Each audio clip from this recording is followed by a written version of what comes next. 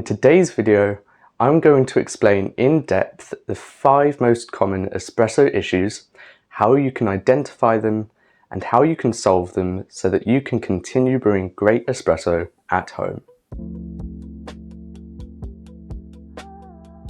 Under extraction is when not enough of the coffee is extracted to create a full and rich espresso, leaving most of the compounds that make up espresso behind in the ground coffee. You can identify an under-extracted espresso by its sour taste, thin mouthfeel, and very pale or non-existent crema. Under-extracted espresso is most commonly caused by using a grind size that's too coarse, not preheating the machine, and not running the shop for long enough. But it can also be caused by old coffee and in some cases the kind of water that you're using. To fix under extraction, go finer on your grind size or slightly increase your dose.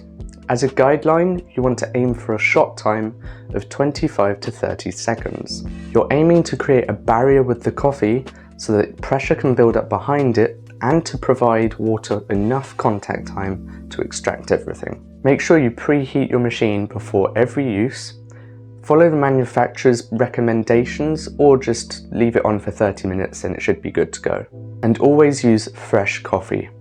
I recommend using coffee 1 to 3 weeks after the roast date, and once the bag's opened within 1 to 2 weeks, depending on the coffee, how you've stored it and other factors. Suppose you're doing all of those things and you're still running into problems.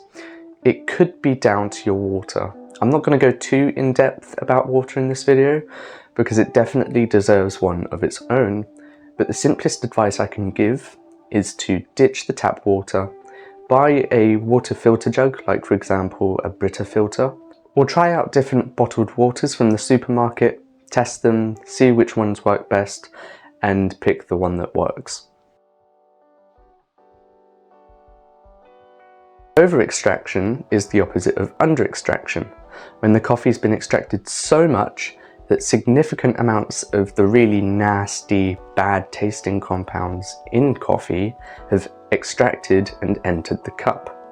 An over-extracted espresso can be defined as one that tastes really harsh, ashy, and astringent, has a really full mouthfeel, and a very dark crema. To fix it, you can go slightly coarser on your grind size, or slightly decrease your dose to decrease the water's contact time and stay within that 25 to 30 second shot time. Avoid overheating your machine by giving it breaks in between shots, and if your machine has a PID, make sure it sets the right temperature for the roast level of coffee that you're using.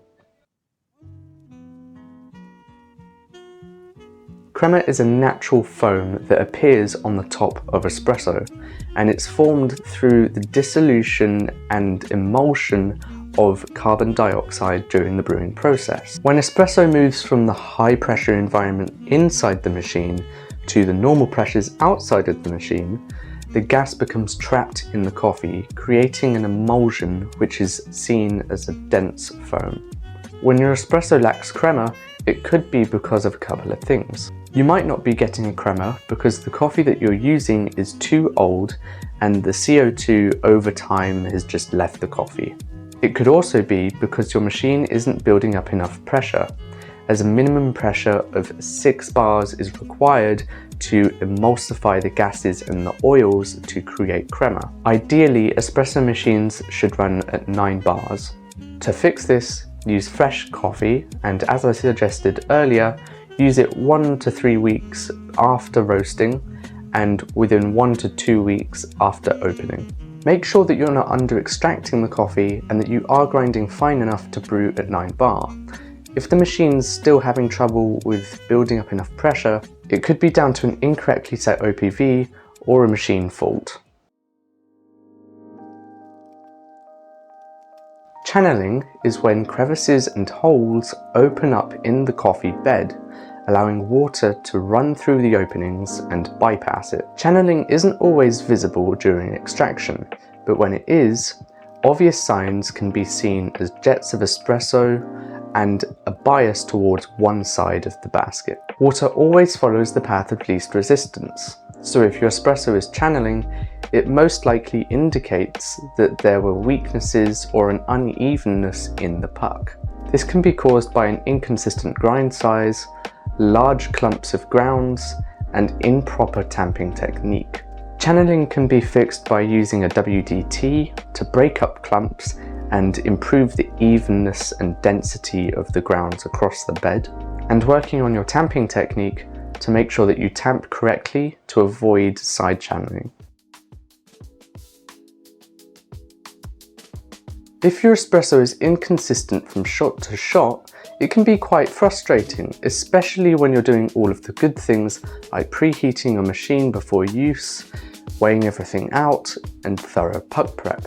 What causes this, more often than not, is a bad grinder, old burrs, or an inconsistent brew temperature.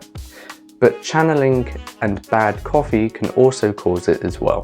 So make sure that you have a really good espresso grinder, as it's one of the most important parts of your espresso setup, and a poor set of burrs can ruin an espresso. Inspect your grinder's burrs for damage or blunt edges. You can take them out and just run your fingernail along the edge. If it digs in, then it means that your burrs are still good to go. If it doesn't, it means that your burrs are starting to blunt and it's time to get a new pair. I know from experience that on my Breville Barista Express, after the third or fourth back-to-back shot, the shots after that become more and more inconsistent. And it doesn't help that the integrated grinder in my machine absorbs a lot of that heat, transferring it to the beans and the grounds in the hopper. I hope this video has helped you solve any espresso issues you've been having. If so, please leave a comment below. And with that, if you liked this video and want to see similar content in the future, subscribe, turn on notifications, give this video a thumbs up, and I will see you soon.